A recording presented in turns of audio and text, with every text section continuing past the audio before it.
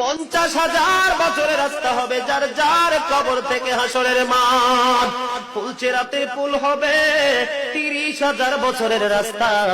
আমার উম্মত গুলো কিভাবে রে পায়ে হেঁটে তারা অতিক্রম করবে?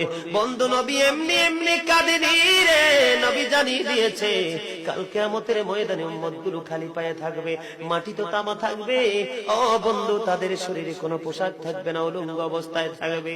এমন মা আয়েশা প্রশ্ন করলো, গো প্রাণের নবী, জানতে মনে চায় নবী গো, এই যে আপনার উম্মত গুলো উলঙ্গ অবস্থায় খালি পায়ে সবাই থাকবে গো নবী, তারা কি নারী পুরুষ একসাথে? কয় হ্যাঁ, নারী পুরুষ একসাথে। তারা কি কেউ কারো দিকে নজর দিবে না? এবার আমার নবী বলেছে, আয়েশা রে, কেমন করে নজর দেবে রে আয়েশা? বন্যার পানি যেমনি প্রবল বেগে বৃদ্ধি পেয়ে পৃথিবীর মানুষগুলোকে গ্রাস করে ফেলে, কাল কিয়ামতের দিন এই জাহান্নামের আগুন